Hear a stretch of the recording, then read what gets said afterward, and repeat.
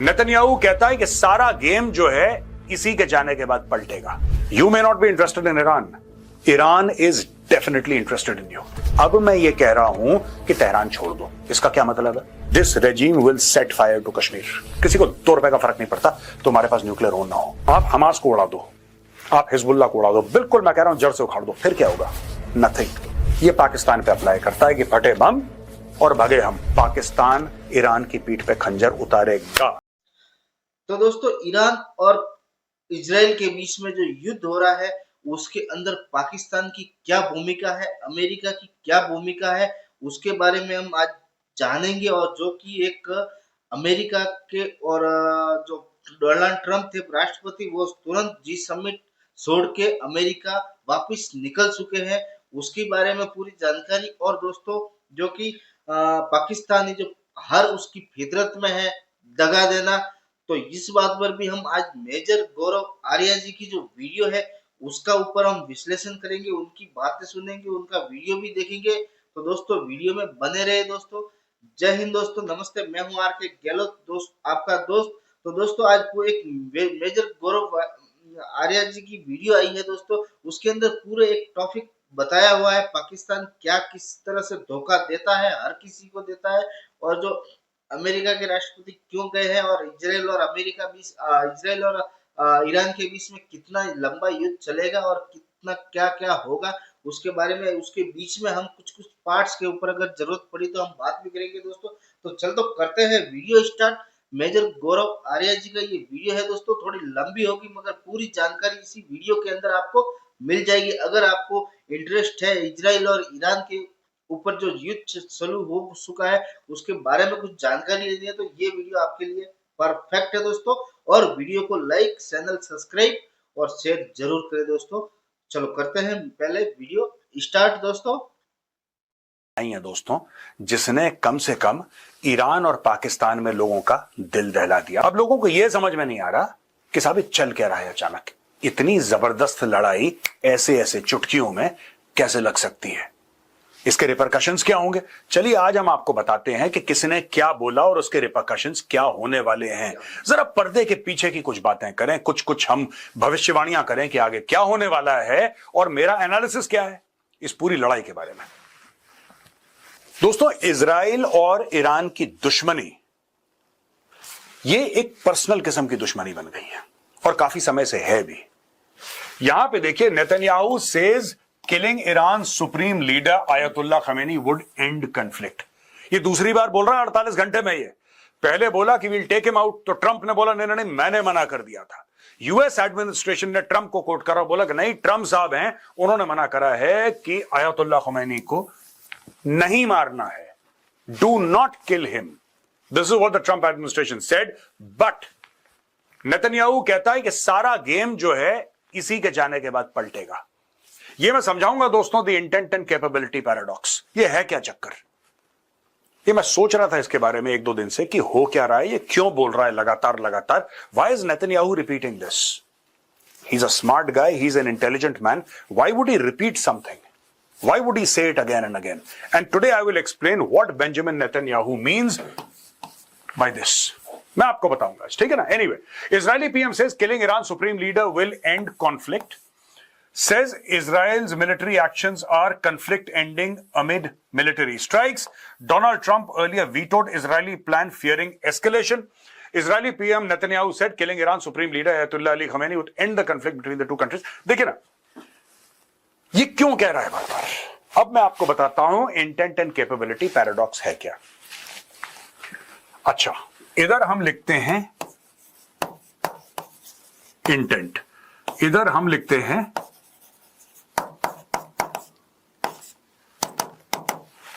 ठीक है भाई, ये इंटेंट हो गया, कैपेबिलिटी हो गया। कोई भी काम करने के लिए, ये मैं पहले भी अपना ये कॉन्सेप्ट डिस्कस कर चुका हूं आपके साथ, कोई भी काम करने के लिए आपकी एक तो नियत होनी चाहिए और दूसरी चीज आप में वो काबिलियत होनी चाहिए। एक तो नियत है कि हाँ मैं ये काम करना चाहता हूं, आई एम मोटिवेटेड, और दूसरी चीज वो काम करने की आपकी काबिलियत होनी चाहिए। आज की तारीख में जब अमेरिकन कहते हैं, मैं काफी अमेरिकन कमेंटेटर्स को देख रहा हूं जो कहते हैं कि नहीं यार, नेतन्याहू जो है वो हमें इस लड़ाई के अंदर घसीटना चाहता है, this is not America's war. Some American commentators, some US commentators say this is not our war. I just want to tell you that even if you are not interested in Iran, Iran is interested in you. ये बात clear हो जानी चाहिए Americans को. You may not be interested in Iran. Iran is definitely interested in you. Iran क्या कहता है मैं आपको बताता हूं, और ये खुमैनी के वर्ड्स हैं. दिस मैन जिनकी फोटोग्राफ लगी है उनके वर्ड्स हैं. ये इजराइल को कहता है लिटिल सैटन, और यूएस को कहता है ग्रेट सैटन. बड़ा अच्छा था. इजराइल को कहता है छोटा शैतान और यूएस को कहता है बड़ा शैतान. बड़ा अच्छा. ये इनकी थियरीज हैं. ये ईरानियंस मानते हैं, ईरानियन रेजिम मानती है. They are coming after you. मैं अमेरिकन को कहना चाहता हूं they are coming after you. It is just that they do not have the capability. Intent है, कैपेबिलिटी नहीं है. अब मैं आपको बताता हूं इंटेंट और कैपेबिलिटी में बेंजामिन नेतन्याहू क्या कर रहा है. ये जो आदमी है द इजरायली प्राइम मिनिस्टर, ये कर क्या रहा है? By trying to end the Iranian nuclear and ballistic missile program, what he wants to do is take away capability. And by trying to end Iran's supreme leader, he wants to end intent. Intent तो human का ही होगा, machine का तो capability होती है. Machine का intent नहीं होता दोस्तों. Machine के अंदर वो intent नहीं है कि अच्छा है कि बुरा है, वो तो इंसान का होता है. नेतन्याहू का मानना है कि bye ending the supreme leader, by killing the supreme leader of Iran, Khamenei, ये इंटेंट को खत्म कर देगा कि इजराइल को मार देंगे, यहूदियों को मार देंगे, Israel will cease to exist. All the nonsense that the Iranians keep on speaking, he feels that this will end when you end the intent, and intent is by eliminating the supreme leader of Iran, and capability is when you end their nuclear programme and their ballistic missile programme. ये simple सी बात है. Intent and capability paradox ये है, right? और दोनों जरूरी हैं. अगर आपने इंटेंट खत्म कर दिया और कैपेबिलिटी है, तो when there is capability, intent can change overnight. इस चीज का आप ध्यान रखना. आप में इंटेंट नहीं है इजराइल को, यूएस को नुकसान पहुंचाने का, लेकिन आपके पास कैपेबिलिटी है. वो जो कैपेबिलिटी है ना आपके पास, वो इतनी खतरनाक है कि वो खुजली करती रहेगी, इंटेंट अपने आप बना देगी. और अगर आपके पास कैपेबिलिटी नहीं है और अगर आपके पास इंटेंट बड़ा जबरदस्त है, तो वो इंटेंट ऐसा है कि रात भर आपको सोने नहीं देगी जब तक आपके पास वो कैपेबिलिटी नहीं होती. ईरान के साथ यही चीज हो रही है. Both must be eliminated, right? ये सब लोग पता है क्या कह रहे हैं. ये इवन डोनाल्ड ट्रंप, मैं अगली स्लाइड्स में आपको बताऊंगा डोनाल्ड ट्रंप क्या कह रहा है. ये सब लोग सोच रहे हैं कि सिर्फ जो ईरान की कैपेबिलिटी है इसको खत्म कर दो तो सब ठीक हो जाएगा. यू नो, ईरान की जो कैपेबिलिटी है न्यूक्लियर वेपन्स बनाने की, उसको खत्म कर दो, everything will be okay. No, everything will not be okay. That is just half the problem. The other half of the problem is intent. You have to finish both intent and capability, then this problem will finish. यहां पे Donald Trump का एक बहुत बड़ा बयान आया दोस्तों. Hindustan times इसको कवर कर रहा है, बाकी सब अखबारों ने भी करा है, हमने हिंदुस्तान टाइम्स से लिया है. Trump finally explains evacuate Tehran post multiple explosions heard in Iran capital amid Israel tensions. दोस्तों, ईरान में बड़ी अफरा तफरी है, खासतौर से तेहरान में बैलिस्टिक मिसाइल्स गिर रही हैं, वहां पे ड्रोन से अटैक हो रहा है, लोग भाग रहे हैं, लोगों में एक दहशत है, लोग शहर छोड़कर जा रहे हैं. डोनाल्ड ट्रंप का यह बयान है, Iran should have signed the deal I told them to sign, what a shame and it was waste of human life. Simply stated, Iran can not have a nuclear weapon. I said it over and over again, everyone should immediately evacuate Tehran. यानी कि Donald Trump directly और indirectly दोनों तरफ से एक बात बोल रहा है कि यार देखो, मैंने बोला था कि तुम्हारे पास न्यूक्लियर वेपन नहीं हो सकते, तुमने मेरी बात नहीं मानी, अब मैं ये कह रहा हूं कि तेहरान छोड़ दो. इसका क्या मतलब है? इसका मतलब है कि तुमने मेरी बात नहीं मानी, अब तुम्हें इसकी सजा मिलेगी, और मैं ये नहीं चाहता कि आम मासूम लोग मारे जाएं, इनोसेंट्स का लॉस ऑफ लाइफ हो, इसलिए तुम लोग तेहरान छोड़ दो, क्योंकि ये लोग तेहरान का मलबा बनाने. इसका मतलब यही है कि जिस तरह से गाजा के अंदर मलबा बनाया है ना पूरा, उसी तरह से अब तेहरान को भी इसी तर्ज पर ही ये करना चाहते हैं, और शायद हो सकता है कर भी देंगे. चलो आगे देखते हैं. इतना मुझे समझ में आया है कि ये डोनाल्ड ट्रंप कह रहा है. अच्छा, एक और चीज मैं बताना चाहता हूं. देखिए, जो पुरानी स्लाइड थी ना इंटेंट और कैपेबिलिटी की, यहां पे मुझे लगता है कि डोनाल्ड ट्रंप यही गलती कर रहा है. उसको ऐसा लग रहा है कि ये खमेनेई वाली जो रेजिम है ये रहे, इससे मुझे कोई प्रॉब्लम नहीं है, ऐसा ट्रंप सोच रहा है कि भाई ये खमेनी की रजीम रहे लेकिन न्यूक्लियर वेपन खत्म कर दो। उससे क्या होगा भाई? उससे क्या होगा? इजराइल के ऊपर फिर हमले होंगे। आज की तारीख में न्यूक्लियर वेपन्स नहीं है ईरान के पास, लेकिन फिर भी वो हमास और हिजबुल्लाह को फंड कर रहा है, फिर भी हूथियों को फंड कर रहा है, फिर भी more than a dozen terror outfits across the Middle East are funded by Iran. Just imagine an Iran which has nuclear weapons and the ballistic missiles which are the means to carry those nuclear weapons for 2000, 2500, 3000 kilometers maybe. Can you imagine an Iran then? मैं बता रहा हूं कश्मीर में आग लगाएंगे ये। चाबार अपनी जगह है, $3 अरब की जो इन्वेस्टमेंट है भारत की अपनी जगह, ठीक है। This regime will set fire to Kashmir. आप मानो मेरी बात, क्योंकि क्या होता है कि एक बार आपके पास न्यूक्लियर वेपन्स आ जाते हैं और आप एक इर्रेस्पॉन्सिबल रेजिम होते हो, फिर आपको लगता है कि हाँ अब मैं एडवेंचर कर सकता हूं। पाकिस्तान के भी तो ये ख्यालात थे। ऑपरेशन सिंदूर ने सबसे बड़ा जो पाकिस्तान को झटका दिया है वो ये दिया है कि भाई ये न्यूक्लियर की बकवास बंद करो, nobody is impressed, nobody is impressed. किसी को $2 का फर्क नहीं पड़ता तुम्हारे पास न्यूक्लियर हो ना हो। ये बकवास बंद करवा दी इंडिया ने। दोस्तों यही इशू यहां पे भी है और सबसे बड़ी गलती डोनाल्ड ट्रंप ये कर रहा है कि you can't have a nuclear weapon. देखो there are two things, first of all you can't have nuclear weapons, number 2 you can't have ballistic missiles and number 3 you cannot have the Khamenei regime. All three have to go if there is to be peace in the Middle East. All three have to go. तीनों के तीनों को आपको गायब करना पड़ेगा, regime change आपको करना पड़ेगा जब तक, क्योंकि देखिए आपने आज बंद करवा दिया, ठीक है, आज आपने बोला कि ठीक है बंद कराओ बंद कराओ, वो चुपचाप फिर शुरू कर देंगे 4-5 साल के बाद। ये पहली बार हो रहा है ईरान में ऐसा। आपको पता है when the US invaded Iraq, जब सद्दाम हुसैन को निपटा दिया था, राइट, तब भी ईरान का यही प्रोग्राम था कि 2004 तक हमारे पास 10-15 वॉरहेड्स हो जाएं। वो तो यूएस इन्वेजन था इराक का सद्दाम हुसैन को निपटाने के लिए कि वो चुपचाप उन्होंने कुछ समय पीछे कर दिया। ये ईरान न्यूक्लियर वेपन्स के पीछे 1980 के बाद पड़ा है दोस्तों। 1979 में वहां पे इस्लामिक रेवोल्यूशन हुई ईरान में, जब खुमैनी आया, पहले वाला जो था खुमैनी, ये तो खमेनी है, खुमैनी आया, right. Shah Mohammad Reza Pahlavi को हटा दिया इन लोगों ने। 1980 से लेकर 1988 तक, if I am not mistaken, 1980 से 88 तक ईरान इराक की लड़ाई हुई थी। उस ईरान इराक की लड़ाई में ईरान के न्यूक्लियर वेपन प्लेटफॉर्म्स को जो बना रहे थे, नॉट एग्जैक्टली प्लेटफॉर्म्स बट उनका जो इंफ्रास्ट्रक्चर था उसमें काफी डैमेज आया। उसके बाद इन्होंने दोबारा शुरू कराई है। They have started this all over again.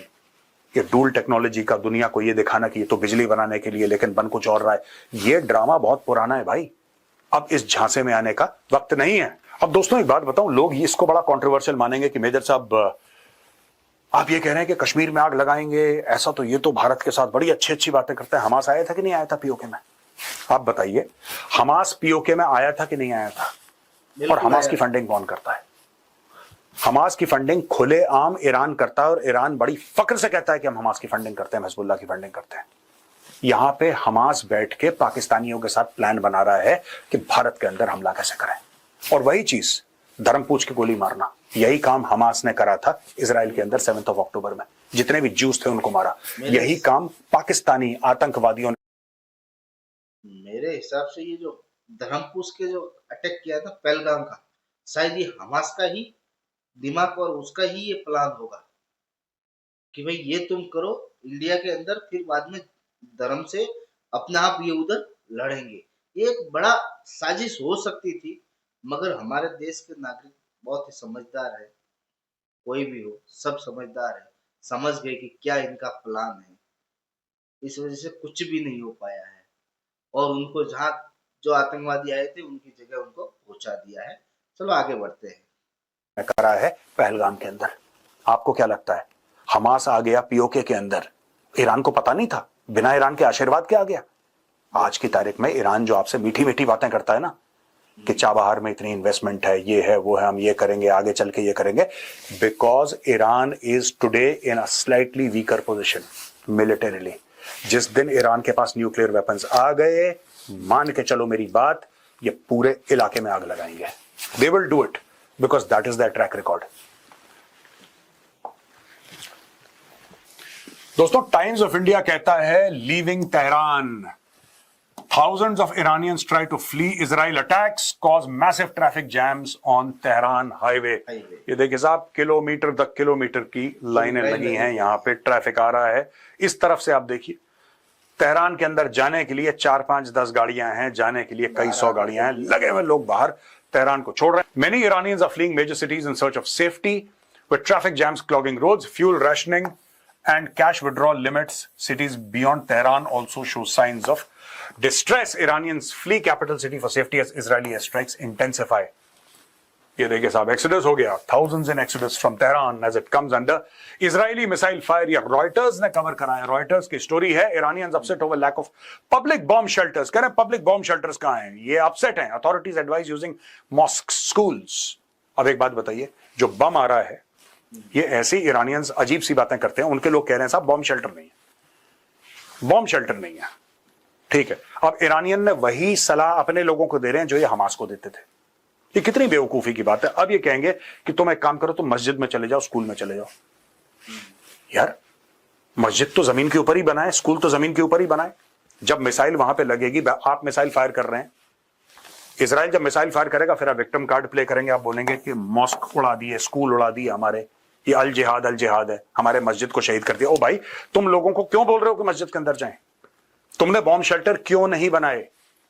क्या तुम्हें यह लगा था कि तुम कुछ भी करोगे और इजराइल पलटवार नहीं करेगा? तुम हमास हिजबुल्लाह को भेज के खून खराबा करते रहोगे और उसकी कोई जवाबी कार्रवाई नहीं होगी?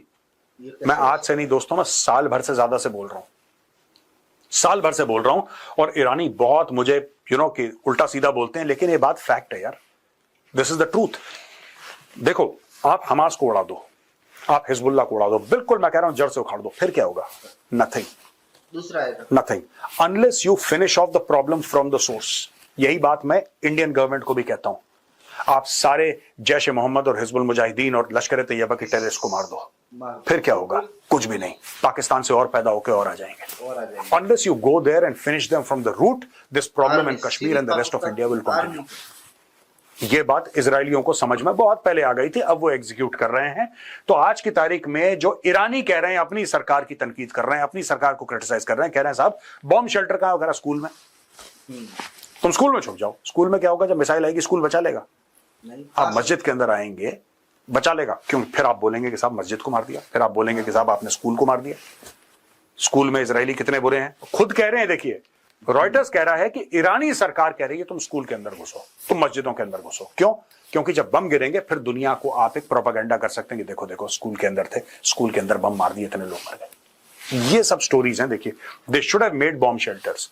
जब आपने हमास क्रिएट करा था, जब आपने हिजबुल्लाह क्रिएट करा था, जब आपने उसके लिए पैसे डाले थे, आप यहां पे, मेरा मतलब है जो ईरानी सरकार है, the day you created terror organizations to hit Israel, the same day you should have created bomb shelters in Tehran and other major cities, because the Israelis were never going to take it lying down.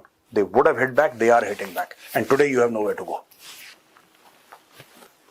यहां पे दोस्तों Pakistan बैकस्टैब्स Iran. देखिए, Pakistan shuts border. ये पाकिस्तान था जो कह रहा था कि हम ईरान हमारा मुस्लिम भाई है, हम ईरान के साथ खड़े हैं, जिहाद फी सबीलिल्लाह, ईमान तकवा जिहाद फी सबीलिल्लाह, सब लोग चढ़ दौड़ेंगे, यहूदियों को मार देंगे, यरूशलेम को हम कैप्चर कर लेंगे और हम जाके तल अवीव पे सब परचम लहरा देंगे इंशाल्लाह। ये वो पाकिस्तानी है। लड़ाई शुरू हुई, ठीक है,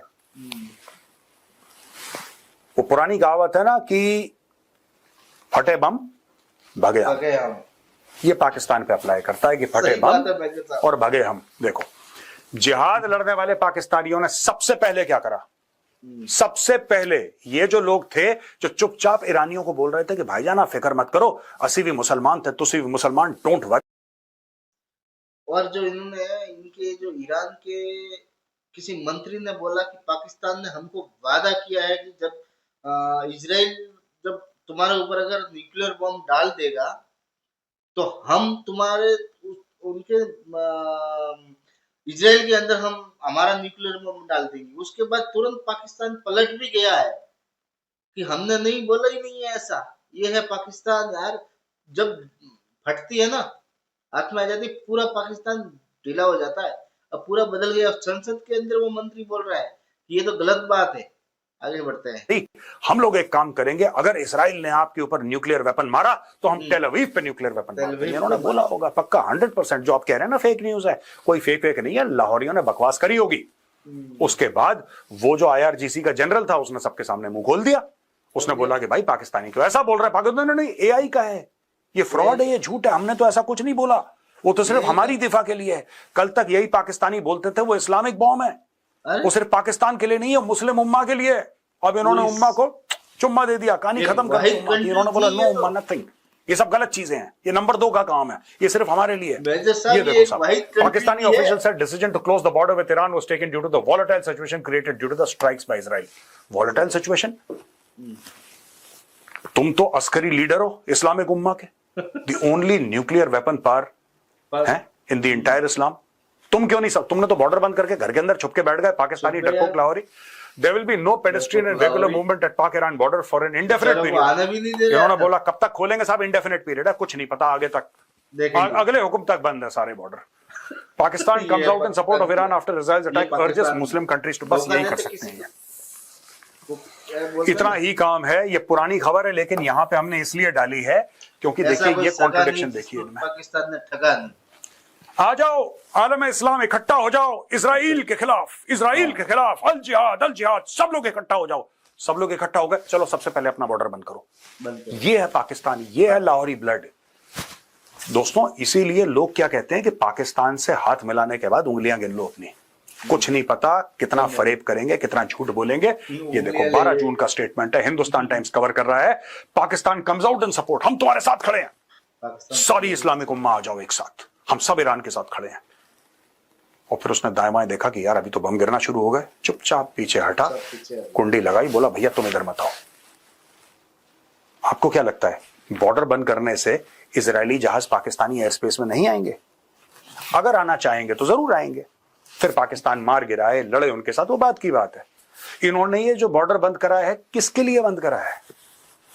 ये किसके लिए बंद करा आपको पता है? कि ईरानी ना अंदर आ जाएं डर के मारे पाकिस्तान के अंदर, और उनको ढूंढते ढूंढते इजरायली फौज ना आ जाए। This is the level of Pakistan. Pakistan and Iran share approximately 905 kilometre long border. ये ताफ्तान है, गब्द रिमदान है, चेदगी है, जिरक, रिदीग मंद क्रॉसिंग, केज डिस्ट्रिक्ट। ये लिखा है पाकिस्तान पैंदाबाद, ठीक है जी, whatever that means। यहां से पार जाओगे, ये लिखा है welcome to Islamic Republic of Iran.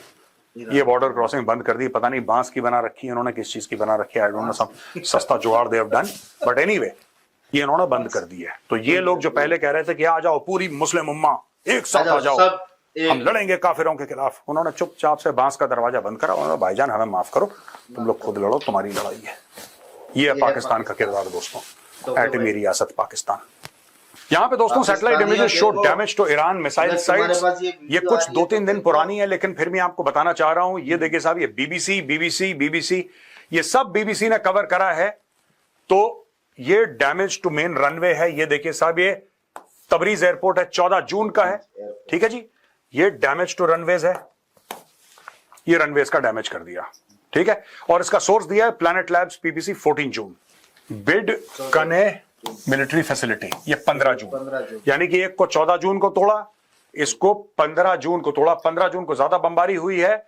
ये देखिए साहब, बिद कने मिलिट्री फैसिलिटी, ये पूरा का पूरा उड़ा दिया मामला। इसके अंदर जो भी था, ये हैंगर है, इसके अंदर जो भी था स्वाहा हो गया, भस्म हो गया। ये 15 जून Kermanshah missile base, apparent tunnel entrances, इसको खत्म करा है। लार्ज बिल्डिंग डिस्ट्रॉयड, इसको खत्म करा है। ये सैटेलाइट इमेजेस हैं, ये थर्ड पार्टी सैटेलाइट इमेजेस हैं। ये कोई यहूद और हनूद की, यहूद और नसारा की किसी की साजिश नहीं है भाई। ये ज्यादातर ये जो हैं ये मैक्सार के हैं या प्लैनेट लैब्स PBC के हैं, और ये BBC ने छापे हैं, ब्रिटिश ब्रॉडकास्टिंग कॉर्पोरेशन। ये देखिए साहब, ये दूसरा है extensive damage to multiple site buildings. ये ये घुस गया पूरा मामला, इसका तो खेत बना दिया इन लोगों ने, ठीक है। ये इन्होंने करा है 14 तारीख को, और फिर 15 तारीख को इन्होंने 3 और जगह अटैक करा है। दोस्तों ये जो आर्टिकल है ये हमने लिया है टाइम्स ऑफ इंडिया से, FATF के बारे में। जरूरी है इस पूरे संदर्भ में पाकिस्तान का रोल आपको समझाना और किस तरीके से भारत पाकिस्तान को घेर रहा है। पाकिस्तान, देखिए, पाकिस्तानियों को या इनकी खुराक में कमी है या there is some psychological problem with them, इनको समझ में नहीं आता कि this is not a T20 match, this is not a T20 match, this is a test match and it's the mother of all test matches. हम जब पाकिस्तान की चूड़ियां कसेंगे तो ऐसा नहीं कि हम कल कस देंगे, it will take time, it might take 5-10 years, long term बर्बादी है ये। ऐसा नहीं कि आज कुछ कर दिया, आज पाकिस्तानी देखो ख्वाजा आसिफ। पहली बात तो मुझे समझ में नहीं आता इस गधे को किसने बनाया डिफेंस मिनिस्टर पाकिस्तान। हमारे लिए तो बहुत अच्छा है, हमारे लिए तो बहुत अच्छा है जो खुल के ये बोले कि हाँ 30 ईयर से पाकिस्तान टेररिज्म को सपोर्ट कर रहा है, ये तो हमारे लिए बिल्कुल he is a blank cheque for India, blank cheque for India, क्योंकि लोगों ने इतनी थू करी है डिफेंस मिनिस्टर की कि मजा ही आ गया हमें। लेकिन ये कहता है कि international cooperation review group ICRG, a subsidiary of the Financial Action Task Force, held in which it was decided not to include Pakistan in grill। अच्छा जी, ठीक है। पहली चीज, if we look at it realistically, Pakistan has fulfilled the requirements. However, it is a huge victory for Pakistan। देखो, huge victory for Pakistan that despite all the conspiracies of India and Israel, Pakistan has not been included in the grill list। अबे गधे, ये तो ऐसी बात है कि कोई क्रिमिनल इसलिए मुबारकबाद उसको उसके चेले चपाटे दे रहे हैं, कह रहे भाई साहब जेल नहीं गए। कितनी बड़ी उपलब्धि है, देखो जेल नहीं गए भाई साहब, कितने शरीफ आदमी जेल नहीं गए अभी तक। अरे देखो सुनो, जाओगे जेल जाओगे, रुको अभी आराम से। फाइनेंशियल एक्शन टास्क, अच्छा इसमें कोई इन्होंने डिटेल नहीं दिया, ठीक है। कह रहे Japan also fully supported Pakistan, ये सारा झूठ बोलते हैं। ओरिजिनल ट्वीट जो है उर्दू में, ओरिजिनल जो ट्वीट है ख्वाजा आसिफ का, उसका हमने इंग्लिश ट्रांसलेशन आपको यहाँ पे जो नीचे आता है ट्रांसलेट करके, वो हमने यहाँ पे दिया है। ये देखो, ये किसके लिए है? जो पाकिस्तान में जो मदरसा छाप हैं उनको बताना चाहता है कि हम जीत गए, हम जीत गए। ये ऑपरेशन सिंदूर वाली इनकी है, कोट एंड कोट जीत, ठीक है। Actually can't happen without money, ये बहुत बड़ी चीज है जो FATF ने बोली है। FATF ने बहुत बड़ी चीज बोली है कि भाई ये जो बिना पैसे के पहलगाम हो ही नहीं सकता था, किसी ने किसी को पैसा दिया है, कहीं किसी चैनल से पैसा मूव हुआ है, तब जाके अटैक हुआ है। The financial action task force has condemned the recent terror attack in Pahalgam, emphasizing the need for increased scrutiny of country's efforts to combat terror financing. India is preparing a detailed dossier on Pakistan's alleged violations of anti-money laundering and terror financing guidelines, aiming to push for its re-inclusion in FATF's grey list. अब देखिए साहब, terrorist attacks kill, maim and inspire fear around the world. The FATF notes with grave concern and condemns the brutal terrorist attack in Pahalgam on 22nd April 2025. This and other recent attacks could not occur without money and the means to move funds between terrorist supporters, the global watchdog said. अब ये देख लो, और पाकिस्तान खुशियां मना रहा है, उनको ये नहीं पता तुम्हारी कबर खोदी जा रही है। अब कबर खोदने में समय लगता है, तुम्हें क्या लगता है?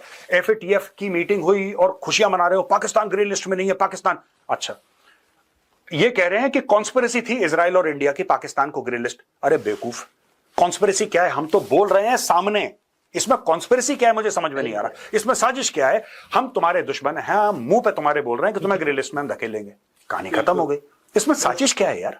साजिश तो वो होती है जो बंद कमरे में अंधेरे में छुप छुपा के 2-3 लोग करते हैं, तो उसको कहते हैं साजिश। यहाँ पे खुलेआम मीडिया के सामने बोल रहे हैं कि हम तुम्हें ठोकने वाले, तुम कह रहे हो साजिश कर दी। इसको साजिश नहीं, पिटाई कहते हैं। अब मैं बताता हूं, देखो दोस्तों, ऐसा है, भारत डलवा के मानेगा पाकिस्तान को FATF की ग्रे लिस्ट में। ये क्या कहता है देखो, ठीक है। India is preparing a detailed dossier, ये देखो ना साहब, India is preparing a detailed dossier on Pakistan alleged violations of anti-money laundering and terror financing guidelines, aiming to push for its re-inclusion in FATF's grey list. India ने जो dossier देना था, अभी India ने दिया नहीं है, अभी जो तुम खुशियां मना रहे हो पहले ही, और तुमने बिल्कुल तुम्हारे जर्नलिस्ट को तुमने बोल दिया है कि अरे भारत की हमने साजिश नाकामयाब कर दी। ओ भाई साहब, अभी साजिश करना तो शुरू ही नहीं करा। अगर तुम इसको साजिश कहना चाहते हो, दोस्त साजिश नहीं है ये, पर अगर तुम्हें खुशी मिलती है इसको साजिश बोलने में, तो शुरू ही नहीं करा अभी तो बन रहा है डॉजियर, तुम चिंता मत करो। एक बार नहीं कबूल होगा, 2 बार नहीं कबूल होगा, फिर हम और पैसे डालेंगे, फिर हम और पैसे डालेंगे और डिप्लोमेटिक एफर्ट करेंगे, दुनिया को इसमें घेर के लाएंगे, सारा कुछ तुम्हें वहीं पे ले जाएंगे बेटा। इसमें समय लगेगा, नो डाउट समय लगेगा, ठीक है। आज नहीं, कल नहीं, परसों नहीं, 1 साल नहीं, 2 साल के बाद, कोई बात नहीं, पाकिस्तान विल लैंड अप। देखिए हमारे लिए टेस्ट मैच है, पाकिस्तान खेलता है T20 टाइप का, बल्ला घुमाया, शाहिद अफरीदी खेलता ना, बल्ला घुमाया, लग गया तो छक्का वरना आउट। ये गेम नहीं है, ये गेम है राहुल द्रविड़ वाला। पूरी प्लानिंग का धूप में खड़े रह के पूरा टेस्ट मैच खेलना है। भारत पूरा टेस्ट मैच खेल रहा है, तुम आओगे बेटा ग्रे लिस्ट में, तुम देख लेना। और आज तो ईरान को भी तुम्हारी औकात पता लग गई। एक तो तुमने झूठ बोल दिया कि हमने तो कभी बोला ही नहीं था न्यूक्लियर के बारे में, और दूसरा तुमने बॉर्डर बंद कर दिया। मैं काफी टाइम से कह रहा हूं ना, ये ईरान की पीठ पे खंजर उतारेगा पाकिस्तान। अब आप देखना ये आगे करता है क्या। अगर ये मामला, अगर ये रायता फैलता है, पाकिस्तान ईरान की पीठ पे खंजर उतारेगा। मैं फिर से कह रहा हूं, 100 बार कह चुका हूं, 101 बार आपके सामने दोबारा बोल दिया। आई होप आपको वीडियो पसंद आएगा दोस्तों। अगर पसंद आए तो इस वीडियो को लाइक करिए, हमारे चैनल को सब्सक्राइब करिए, बेल आइकन दबाना बिल्कुल मत भूलिएगा। जय हिंद, वंदे माता की जय। पिछले जी हाँ दोस्तों, तो ये था मेजर गौरव आर्या जी का एक वीडियो। थोड़ा लंबा तो हुआ है मगर पूरी जानकारी आपको समझ आ गई होगी। जिस तरह से पाकिस्तान डॉलरों के ऊपर, जो डॉलर की उसकी पाकिस्तानियों की भूख है ना दोस्तों, वो भूख किसकी है? आम जनता की नहीं है। आम जनता तो पीस रही है, मगर पाकिस्तान की जो आर्मी है ना, उस उनकी भूख है ये। तो ये पाकिस्तान की आर्मी किसी की नहीं है। ये ना उनकी पब्लिक की है, ना किसी आस पड़ोस की है, ना किसी मुसलमान की है। ये किसी कंट्री की भी नहीं है दोस्तों। ये पाकिस्तान की आर्मी है ना, सिर्फ डॉलर की है। इनके दो बाप बनाए हुए अभी फिलहाल, एक अमेरिका है, एक चाइना है। अगर ये काफिर और मुस्लिम और नॉन मुस्लिम का खेल होता ना, तो दोस्तों ये अमेरिका और चाइना से फंड लेते भी नहीं थे। इस बात को आप गौर कीजिए। ये पाकिस्तानी सिर्फ डॉलर के ऊपर, ये पाकिस्तानी, ये लाहौर के जो पंजाबी है ना, ये बहुत ही खतरनाक वाले आदमी है। ये पाकिस्तान की पब्लिक को भूतिया बना के सिर्फ उनका लूटना सीख के है उन्होंने, और कुछ नहीं है। पैसा तमाश, पैसा फेंको, तमाशा देखो। भले अब ईरान के पहले तो बोल दिया होगा, बोला है मेजर साहब ने, बोला नहीं, बोला है। मेजर साहब भी बोल रहे कि इन्होंने बोला होगा, तभी जाके ये। अब ईरान कोई ऐसा वैसा तो है नहीं जो ऐसे हवा में बातें कर देगा। तो उसने कि भाई हमारा पीछे सपोर्ट है, अगर हमारे ऊपर आप परमाणु बम डालोगे तो पाकिस्तान हमारा भाई मुस्लिम कंट्री वाला है, तो बोला होगा इसलिए उसने बोल दिया। अब पाकिस्तान की पूरी फटके हाथ में आ गई है। अब पाकिस्तानी, अब वो उन्होंने अमेरिका के दबाव में मना किया है, या शायद डर के मारे मना किया है, मगर मना जरूर किया है दोस्तों। मना करने के बाद अब उन्होंने बॉर्डर भी, इतने लोग किया क्या? जब अफगानिस्तान के अंदर युद्ध चल रहा था, अफगानिस्तानी मर रहे थे, तब भी पाकिस्तान डॉलर कमा रहा था। अब ईरानी ईरानी मरेंगे, ईरान के जो आम पब्लिक मरेगी, तब भी ये पाकिस्तानी डॉलर कमाएंगे। ये देख लो, ये पाकिस्तान का धंधा है। किसी को भी लड़ाओ, किसी से भी पड़ोस में जंग चालू करवाओ और पैसा कमाओ। ये है पाकिस्तान की आर्मी का एकदम बिजनेस है इसके ऊपर। तो जी हाँ दोस्तों, ये वीडियो आपको कैसी लगी कमेंट में आप भी बताइए दोस्तों। और अगर आप भी इस मुहिम के साथ, इस चैनल के साथ आपकी अपनी राय रखना चाहते हैं, तो इसके अंदर आप सब्सक्राइब करिए चैनल। और लाइव स्ट्रीम में, जब भी लाइव स्ट्रीम चालू होगी, तब आपसे हम आपको भी ज्वाइन कर सकते हैं। आप भी अपनी राय दे सकते हो। विदेश से, देश के अंदर भी घटनाएं होती रहती है, बातें होती रहती है, उसमें भी आप शामिल हो सकते हैं। तो दोस्तों ये चैनल आपके लिए है दोस्तों। आप ज्वाइन करिए, अपनी बात रखिए और पूरी दुनिया में बात फैलाइए दोस्तों। जय हिंद दोस्तों, मिलते हैं अगले वीडियो में। नमस्ते।